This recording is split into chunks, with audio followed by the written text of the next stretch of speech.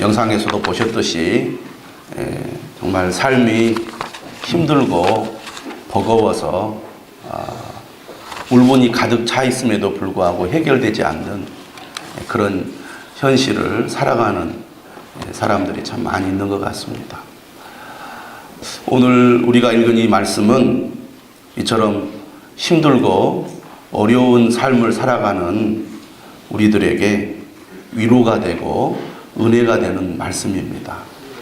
믿음을 가진 성도들에게는 오늘 이 본문의 말씀이 그래, 하나님은 나를 사랑하셔, 나를 버리지 않아, 나를 도와주실 거야, 이런 은혜를 받게 됩니다. 여러분, 우리가 살아가다 보면 참 힘들고 어려운 일들을 많이 겪게 되죠. 아무리 애쓰고 노력해도 문제가 해결되지 않고 갈수록 더 힘든 상황에 처하게 되면 사람은 누구나 낙심하게 되고 좌절하게 됩니다. 오늘 우리 주님께서 우리에게 주시는 말씀은 이런 우리들을 향하여 하나님께서 내가 너와 함께 하겠다, 내가 너를 도와주겠다, 이렇게 말씀하고 계십니다. 어떻게 하나님은 우리를 도우시기를 원하는가?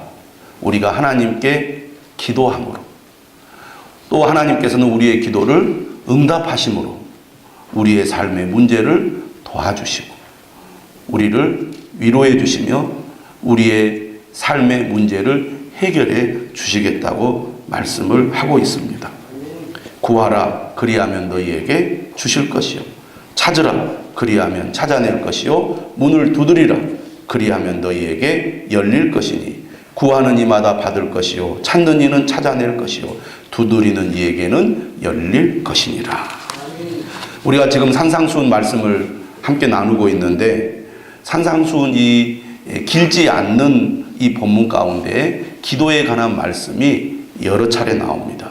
처음에는 거짓 기도를 하지 말라는 것이죠. 사람에게 보이려고 거짓으로 기도하지 말고 은밀히 보시는 하나님께 진실한 마음으로 기도하라고 가르쳐 주십니다. 두 번째는 주기도문을 통해서 우리가 무엇을 기도해야 할지를 말씀해 주고 있습니다. 하나님께서 우리에게 무엇을 기도해야 하나님이 받으시고 기뻐하시는지를 예수님은 잘 가르쳐 주고 있습니다. 오늘 본문은 어떻게 기도해야 하는가에 대해서 말씀하고 있습니다. 기도의 방법에 대해서 오늘 예수님께서 우리에게 가르쳐 주고 계시는데요. 우리가 다 기도하라는 성경의 말씀을 잘 알고 있기 때문에, 또 예수님께서도 여러 차례 기도에 관한 말씀을 하셨기 때문에 믿는 성도들이라면 다 기도합니다. 기도 안 해본 성도가 있을까요? 아마 한 사람도 없을 것입니다. 다 기도하는 삶을 살고 기도 다 해본 적이 있으시죠. 그런데 문제가 뭡니까? 우리가 하나님의 말씀을 의지해서 간절히 기도함에도 불구하고 그 기도가 금방 응답으로 나타나지 않는다는 것이죠. 기도해도 금방 해결되지 않는 문제들이 참 많이 있습니다. 많은 성도들의 간증을 들어보면 신앙생활을 막 시작했을 때, 은혜를 막 받았을 때 하나님께 기도하면 하나님께서 금방 기도에 응답해 주시는 것을 알게 됩니다. 그래서 주로 처음 신앙생활한 성도들이 그런 고백을 해요. 하나님께 기도했더니 금방 응답해 주셨어요. 그런데 그게 한두 사람의 이야기가 아니라 많은 성도들이 공통적으로 고백하는 거예요. 처음 신앙생활할 때 기도하면 하나님이 그렇게 응답을 잘해 주시는 거예요. 그런데 신앙생활을 하면 할수록 기도하면 응답이 곧바로 오는 게 아니라 응답이 없는 것 같은 경험을 할 때가 너무나 많다는 것이죠. 특별히 정말 심각하고 중요한 문제일수록 기도해도 응답이 잘 되지 않습니다. 그리고 오히려 기도를 함에도 불구하고 문제가 더 복잡해지는 그런 경우들이 많이 있습니다. 상황이 더 나빠지는 것이죠. 그런 경험들을 몇 차례 하다 보면 어떤 생각을 하게 되냐면 기도해도 별로 도움이 되지 않는다. 기도해도 소용이 없다. 그런 마음이 우리 속에서 이렇게 이제 싹 터오르기 때문에 많은 성도들이 기도하다가 기도를 중단하는 경우가 너무너무나 많습니다. 여러분, 한번 넘어지면요, 다시 일어나는 게 참 어렵습니다. 기도를 열심히 했는데 응답을 받지 못했을 때 우리가 훨씬 더 상심을 하기 때문에 그런 기도의 실패의 경험이 있는 성도들은 다시는 기도를 잘 안 하려고 해요. 또 문제를 만났을 때도 기도할 엄두를 내지 못합니다. 왜? 과거에 내가 열심히 기도했지만 하나님께서 응답해 주지 않았기 때문에 기도해도 소용없어. 그리고 어떤 생각까지 하게 됩니까? 내 삶의 문제가 해결되었던 것은 내가 열심히 노력했기 때문에 해결된 것이고, 또 어떻게 되려고 하다 보니까 된 것이지 기도해가지고 된 게 뭐가 있어, 이런 생각을 하는 거죠. 절대로 안 되는 일은, 아무리 우리가 노력하고 애를 써도 안 되는 일은 기도해도 안 되는 거야. 이런 결론을 내리고 문제가 심각할수록 기도할 생각을 안 하는 거죠. 그래서 많은 성도들이 기도를 하기는 하고 기도를 해본 적은 있어도 정말 심각하고 중요한 문제를 두고 하나님 앞에 간절히 기도하는 일에는 매우 소홀히 하는 경향이 있다는 것입니다. 그저 내가 말씀을 따라 열심히 사는 것이 중요하지 기도가 꼭 중요하겠어? 이런 생각에 이르게 되는 겁니다. 그런데 오늘 우리가 읽은 말씀은 그렇지 않습니다. 예수님께서 뭐라고 말합니까? 구하라, 그리하면 너희에게 주실 것이요, 찾으라, 그리하면 찾아낼 것이요, 문을 두드리라, 그리하면 너희에게 열릴 것이니. 여러분, 사람들이 어떤 문제를 해결할 때 어떤 자세가 필요합니까? 적극적인 자세가 필요합니다. 여러분, 필요한 것이 있습니다. 여러분이 꼭 있어야 되는데 없으면 어떻게 합니까? 그것을 구하기 위해서 백방으로 찾아다니죠. 구할 때까지. 그렇게 열심을 다해서 내게 필요한 것을 구할 때 결국은 우리가 얻게 됩니다. 가만히 있는다고 없는 게 생깁니까? 아니죠. 얻을 때까지 구해야 결국은 우리가 손에 쥐게 되는 것입니다. 또 내게 필요한 것이 있는데 분명히 그것이 있기는 한데 어디에 있는지 모를 때 어떻습니까? 찾을 때까지 찾는 거죠. 그러면 결국은 찾아냅니다. 있다는 것을 분명히 아는데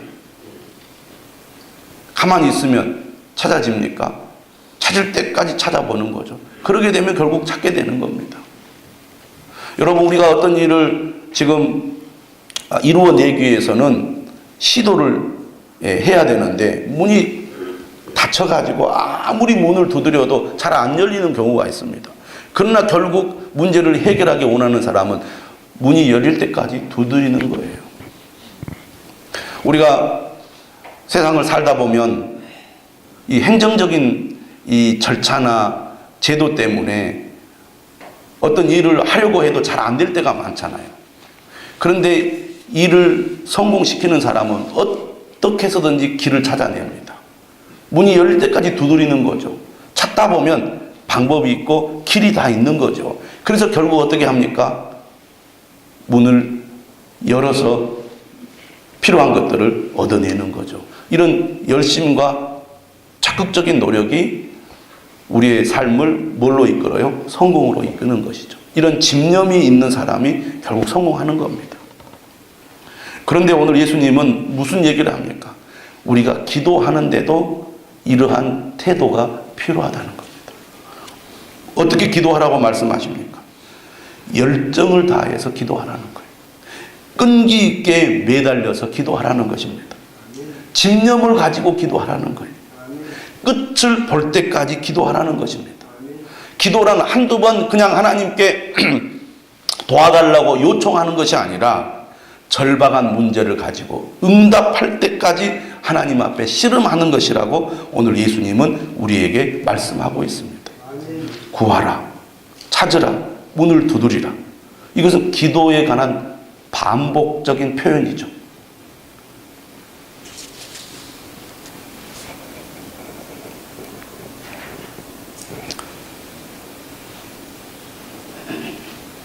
오늘 우리는 이 예수님의 마음을 읽어야 할 것입니다. 왜 예수님께서는 그냥 기도하라, 응답하실 거다 이렇게 말씀하지 않고 구하라, 찾으라, 두드리라 이렇게 말씀하고, 그것도 한 번으로 끝나지 않고 8절에 또 얘기합니다. 구하는 이마다 받을 것이요, 찾는 이는 찾아낼 것이요, 두드리는 이에게는 열릴 것이니라 이렇게 말씀하실까요? 우리가 기도를 너무 쉽게 포기하기 때문입니다. 기도하다가 안 되면 포기해버리는 거예요. 그런데 우리가 어떤 일을 이루기 위해서는 포기하지 않고 집념을 가지고 열정을 가지고 끝까지 해야 무슨 일이든지 이루어낼 수 있듯이 하나님 앞에 기도하는 데에도 그러한 열정이 필요하다는 겁니다. 그러한 집념이 필요하다는 거예요. 정말 우리가 하나님이 응답해 주신다고 믿는다면 절대로 포기하지 않아야 된다는 겁니다. 근데 우리가 실제로 어떤 경험을 합니까? 열심히 기도하는데요, 오히려 상황이 나빠지는 경우가 있어요. 하나님 꼭 성공하게 해주세요. 꼭 합격하게 해주세요. 기도했는데 실패하고 떨어져요. 그러면 하나님 내 기도를 안 들어주셨다. 하나님 내 기도를 예면했다. 기도해도 소용없다고. 이렇게 우리가 단정 지어버리고 그 다음부터는 손을 털고 기도를 안 합니다. 근데 오늘 말씀 뭐라고 말하냐면 실패했을 때, 떨어졌을 때, 그때의 기도를 포기해서는 안 된다. 구해야 된다는 거죠. 또 찾아야 된다는 거죠. 문이 열릴 때까지 두드리라는 것입니다. 이것이 주님이 오늘 우리에게 가르쳐 주시는 기도의 방법이에요. 여러분 누가복음 11장에 보시면 오늘 본문과 같은 내용이 나옵니다. 한번 여러분 찾아보시면 좋을 것 같아요.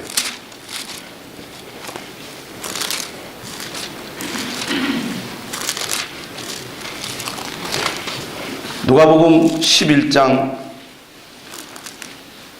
9절에 보시면 내가 또 너희에게 이르노니 구하라 그러면 너희에게 주실 것이요, 찾으라 그러면 찾아낼 것이요, 문을 두드리라 그러면 너희에게 열릴 것이니, 이 말씀이 있습니다.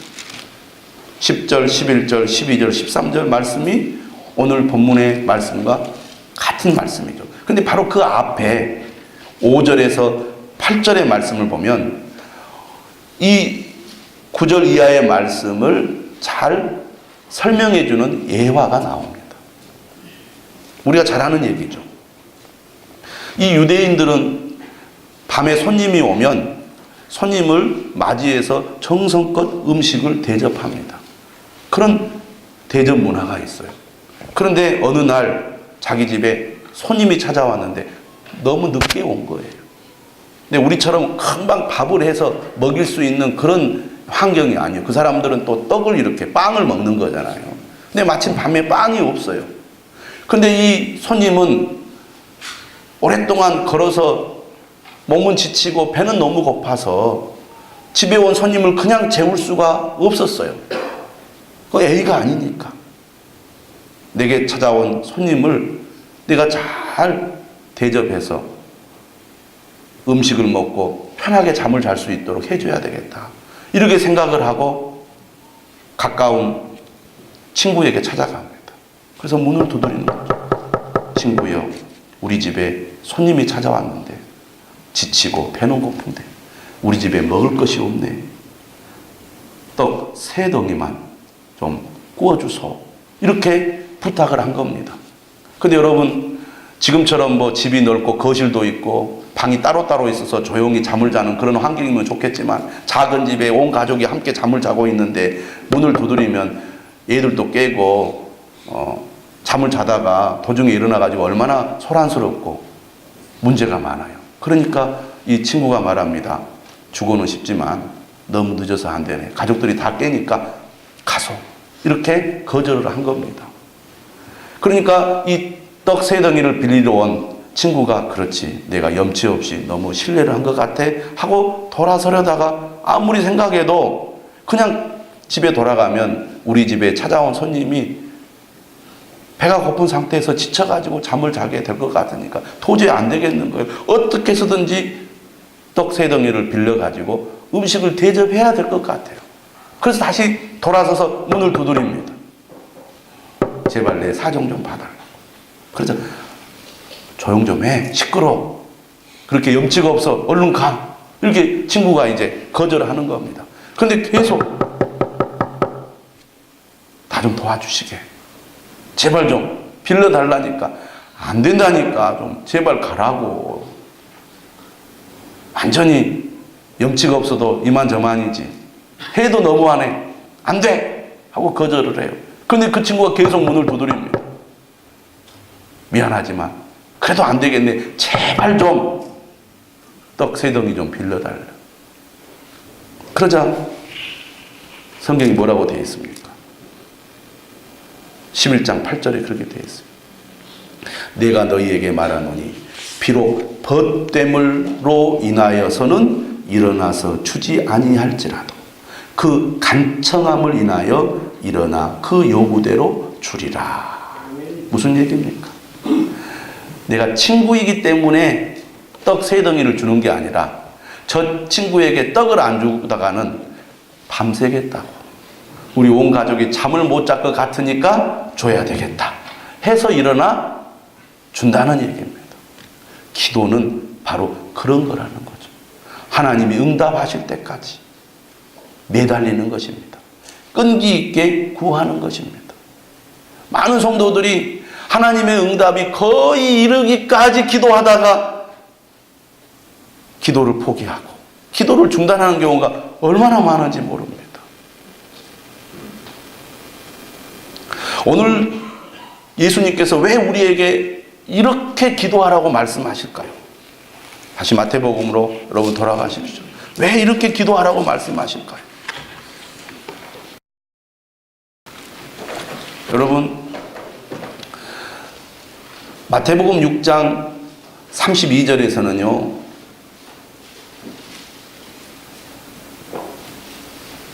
예수님께서 이런 말씀하세요. 너희 하늘 아버지께서 이 모든 것이 너희에게 있어야 할 줄을 아시느니라. 이 말씀은 굳이 기도가 필요 없다는 겁니다. 그렇잖아요. 기도 안 해도 하나님이 우리에게 필요한 것이 무엇인지 다 아신다는 거잖아요. 그런데 오늘 본문은 구하라 이렇게 말씀하십니다. 우리가 빌립보서 4장 6절을 생각해 보면은요, 인간은 작은 문제가 생기면 금방 염려를 하는 습관이 있다는 것을 주님은 잘 알고 계십니다. 우리가 기도하지 않으면 염려에 포위되어 가지고 마땅히 할 일을 하지 못하고 늘 걱정 근심에 사로잡혀 살아가기 때문에 우리 주님께서는 하나님께서 우리에게 있어야 할 것을 다 알고 계시다는 것을 아심에도 불구하고 우리에게 기도하라고 하시는 이유가 염려를 그치고 하나님을 바라보고 의지하도록 하기 위해서 기도하라고 말씀하십니다. 아무것도 염려하지 말고 오직 모든 일에 기도와 간구로 너희 구할 것을 감사함으로 하나님께 아뢰라. 여러분 마음속에 걱정거리가 생깁니까? 염려가 여러분의 마음을 늘 불편하게 합니까? 그건 하나님께서 기도하라고 말씀하시는 사인으로 들으시면 됩니다.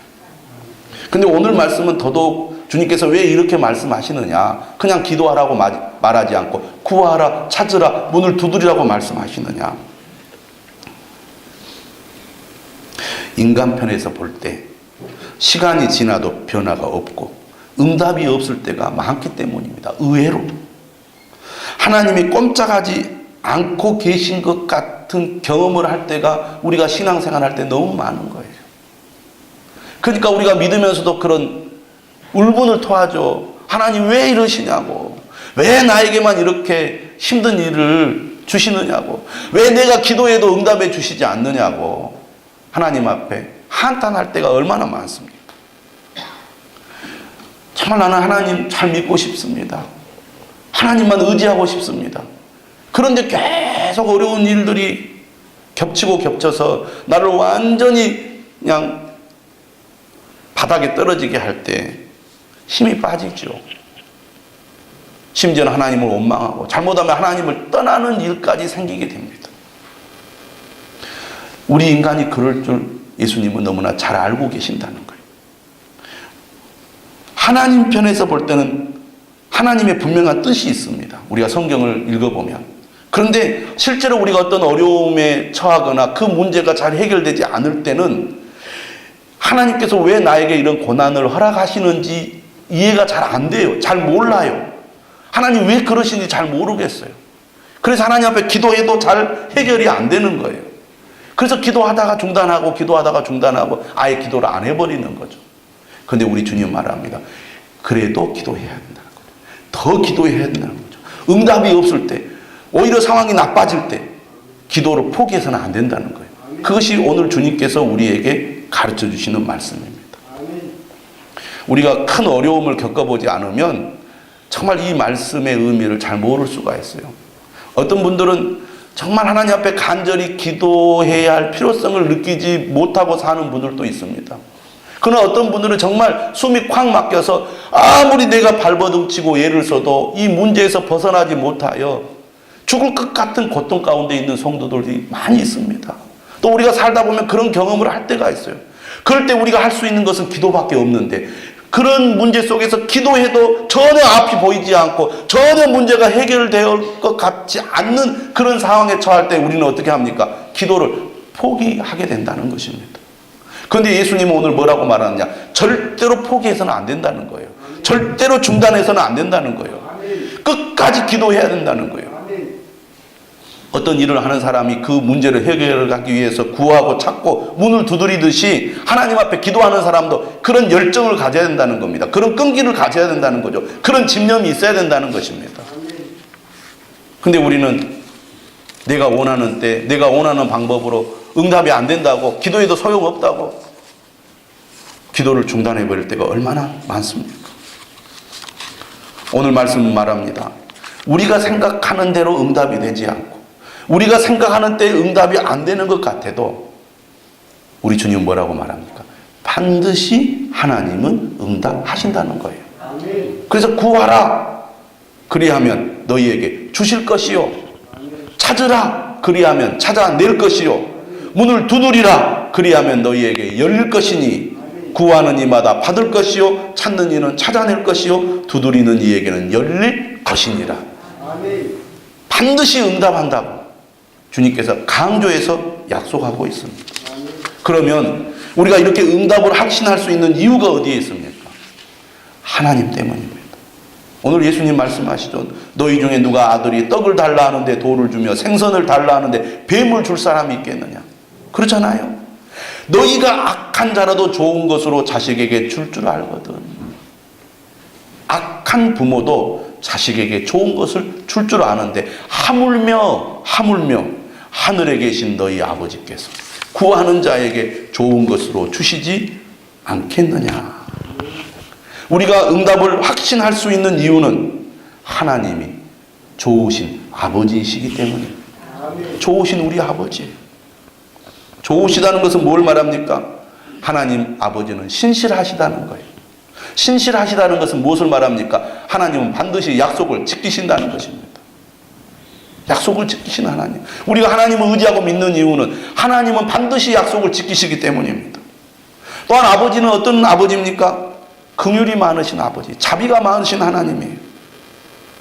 하나님 우리가 기도하면 때로는 그 뜻을 바꾸시기도 하시는 분이에요. 그렇게 너그러우신 하나님이십니다. 히스기야 왕 우리가 잘 알죠.